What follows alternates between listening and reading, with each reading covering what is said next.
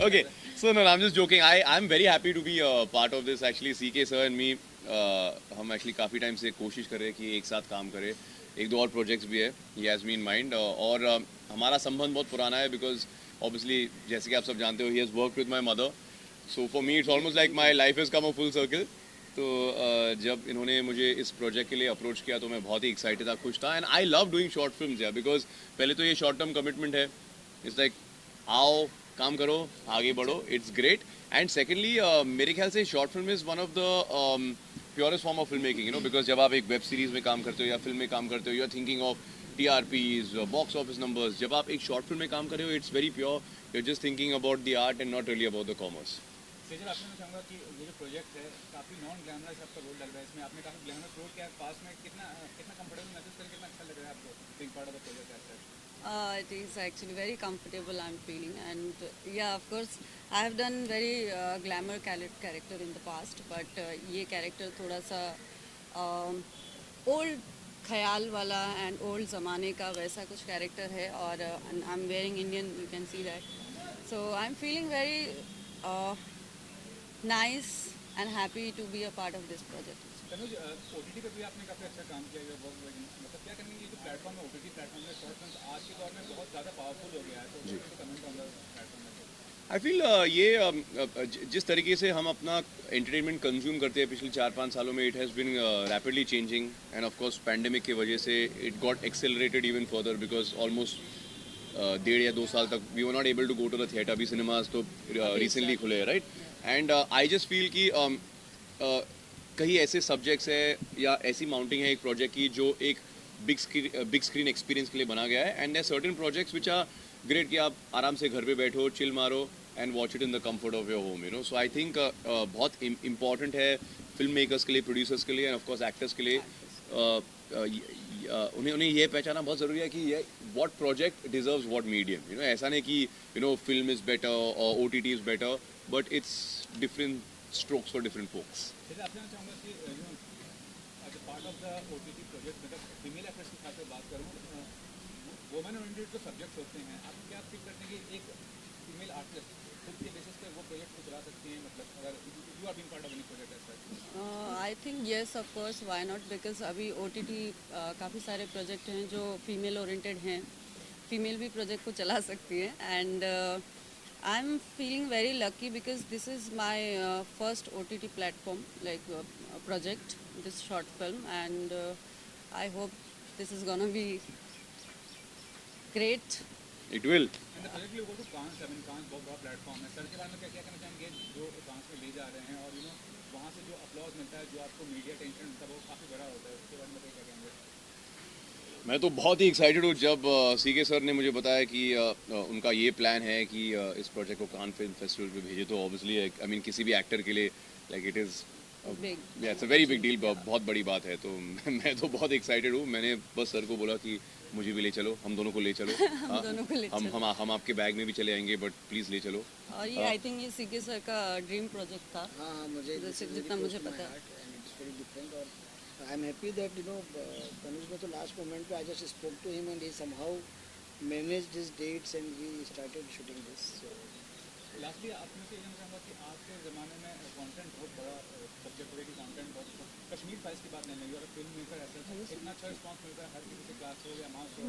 क्या कहना चाहेंगे झुंड भाई, बंधु भाई, उन्होंने भी अच्छा बिजनेस किया, लेकिन you know as compare to Kashmir Files अभी एक रेस क्रिएट कर दिया, उसके अंदर क्या कहना चाहेंगे? देखिए पहले लोग कहते थे कि कंटेंट इज़ द किंग, मुझे लगता है content is the kingdom. Content ही सब कुछ है, कंटेंट ही जो है वो चलेगा. और ये खासकर ये छोटे जितने भी OTT प्लेटफॉर्म्स ने 2 साल में चीज़ें बदल दी है.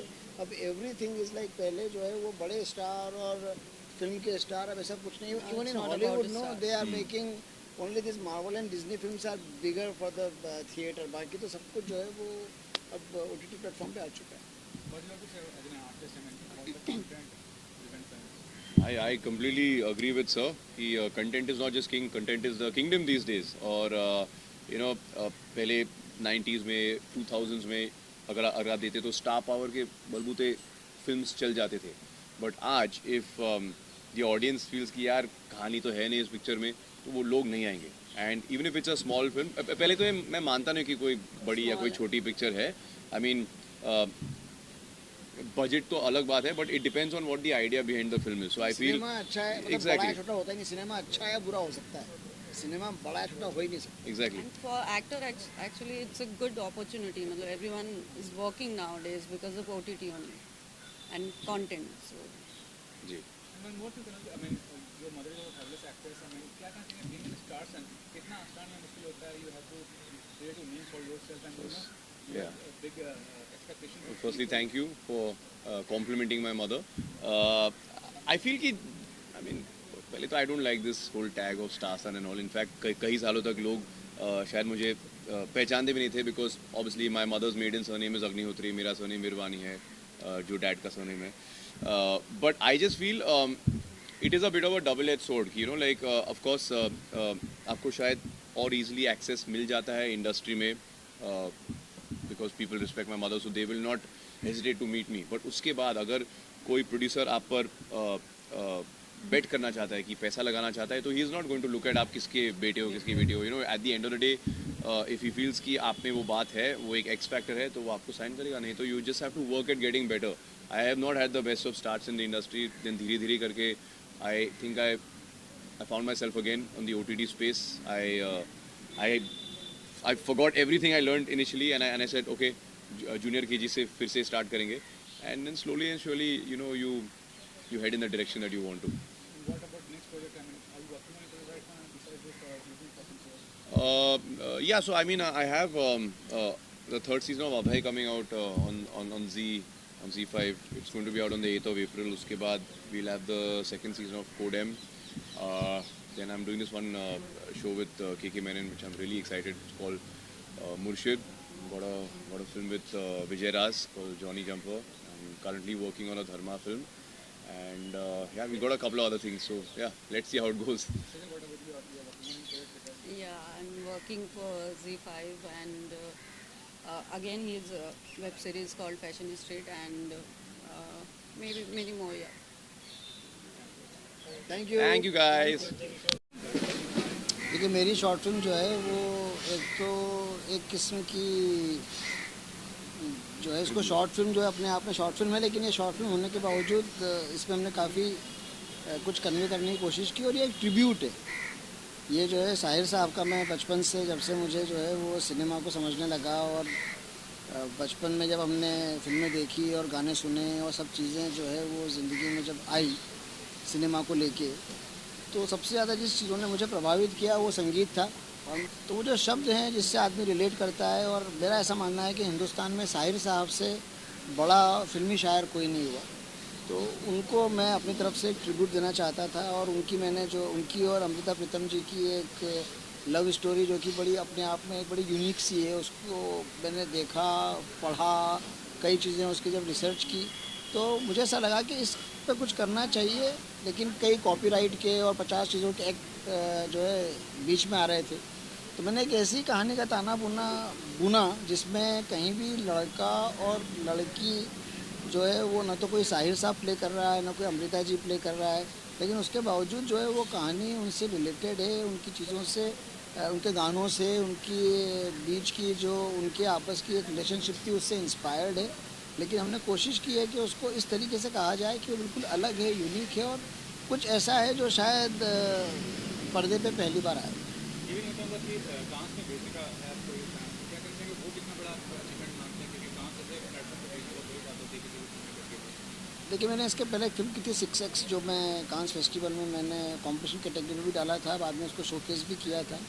और जब मैं वहाँ गया, उसके पहले मैंने सारी की सारी फिल्में प्योर कमर्शियल सिनेमा बनाया था, लेकिन वो कांस फेस्टिवल का मेरा एक एक्सपीरियंस, और उसके बाद मैंने कई बार जो है वो 4 बार और कांस में गया, प्लस मैंने अमेरिकन फिल्म मार्केट, AFM और बर्लिन फिल्म फेस्टिवल और वेनिस फिल्म फेस्टिवल, और ये सब जब अटेंड किए तो सिनेमा को लेके मेरी काफ़ी जो है वो नॉलेज भी थोड़ी बढ़ी, इजाफा हुआ, कई चीज़ें नई मेरे जहन में आई, और मुझे समझ में आया कि जितना सिनेमा हम जो है वो मनमोहन देसाई साहब और प्रकाश मेहरा जी या अनीस भाई और रोहित जी और इन सब का जो सिनेमा देख देख के हम बड़े हुए, या जितना कमर्शियल सिनेमा मैंने देखा भी, बनाया भी, जिया भी, लेकिन जब ये करना शुरू किया और ये देखा तो मुझे लगा कुछ और भी है जो मुझे अभी तक पता ही नहीं था। तो उसी को एक्सप्लोर करने के लिए ये एक अगली कड़ी है, और कांस फेस्टिवल का अपना एक वो, मैं मानता हूँ कि हमारी फिल्म इंडस्ट्री का वो सबसे बड़ा जो है, हम उसको मक्का मदीना भी कह सकते हैं, या हमारे जैसे चारों धाम की यात्राएं हैं, तो वो जो सबसे बड़ी, जो सिनेमा के लिए सबसे बड़ी जो धार्मिक स्थल है, यात्रा है, वो कांस है। तो वहाँ पे जाने का मौका मिले, इससे बड़ा और क्या हो सकता है। सर आपसे क्या कहना चाहिए प्रोजेक्ट के बारे में, जिस तरह जुड़े हुए हैं और सर के बारे में और स्टार कास्ट और ये प्रोजेक्ट कितना अलग मानते हैं, कितना यूनिक मानते हैं? यार मैं ना सिंप्लिसिटी में बिलीव करने वाला आदमी हूँ, तो मुझे इस स्क्रिप्ट में, मैं तब तक किसी स्क्रिप्ट के लिए हाँ नहीं कहता जब तक वो मेरे दिल को नहीं छूती है। तो ये स्क्रिप्ट जब मुझे सर ने ऑफ़र की, तो इसकी सिंपलिस्टिक जो नेचर है फिल्म का, जिसमें बहुत बड़ी घटना हो रही है, लेकिन वो ऐसी नहीं है कि बहुत ड्रामेटिक और बहुत बड़ा उसके आगे पीछे तामझाम है। It's very simple.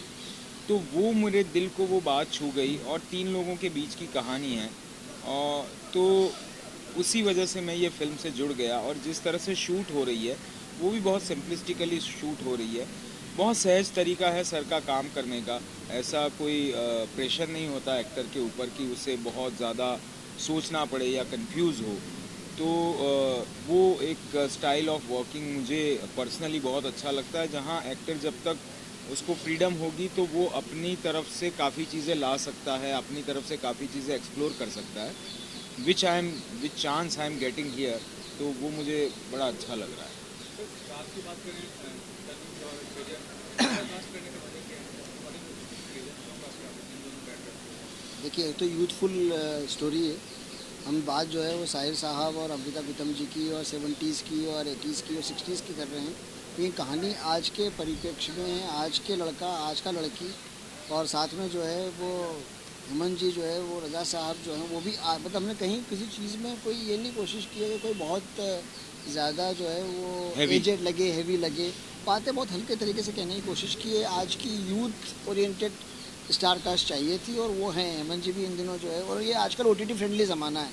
एक टाइम था 2 साल पहले, कोविड के पहले, कि सिनेमा सब कुछ जो है वो पर्दे वाला होता था, बट ये काफ़ी चीज़ें चेंज हुई है, और आजकल ऑडियंस जितना OTT फ्रेंडली हो गई है, जितने वो हमारे आज के एक्टर हैं जो OTT पे दिख रहे हैं, उनसे ज़्यादा रिलेट करती है। तो मुझे लगा कि इनके साथ अगर ये बनाया जाएगा तो लोग ज़्यादा इसको रिलेट करेंगे। वैसे भी ये जो है वो कोई सिनेमा हॉल के लिए फिल्म नहीं है, ये उसी प्लेटफॉर्म के लिए है जहाँ के ये सब लोग हमारे एक्टर लोग।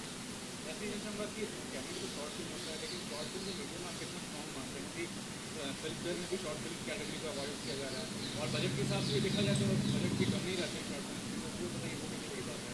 देखिए शॉर्ट फिल्म सिर्फ एक टर्म है। शॉर्ट फिल्म कोई देखिए कहानी खुद बोलती है कि उसको कैसे शूट किया जाए। कई बार आप क्या करते हो कि किसी फिल्म को ज़बरदस्ती इलॉबरेट करते हो, कुछ सब प्लॉट डालते हो, उसको ख़राब कर देते हो।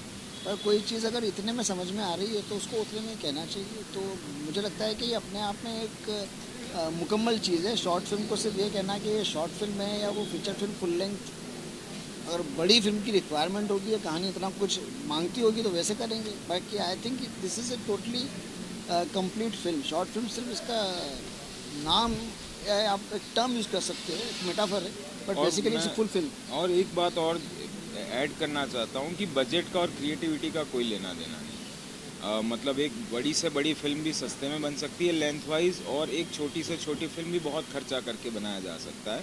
सो आई डोंट थिंक कि ऐसा कुछ है कि शॉर्ट फिल्म है तो उसका बजट कम होगा, ज़रूरी नहीं है। वो छोटी फिल्म का बजट बड़ा भी हो सकता है और बड़ी फिल्म का बजट छोटा भी हो सकता है। नहीं, सबसे पहले तो हमारा क्राइटेरिया है कि हम पूरी दुनिया भर के फेस्टिवल्स में इसको पहले दिखाएं, और हमारी ऑडियंस जिसके लिए हमने बनाई है और हमारी फिल्म फ्रेटर्निटी जो कि साहिर साहब से सबसे प्रभावित, पहले वो सब देखें, उसके बाद प्लेटफॉर्म जो है वो सेकेंडरी।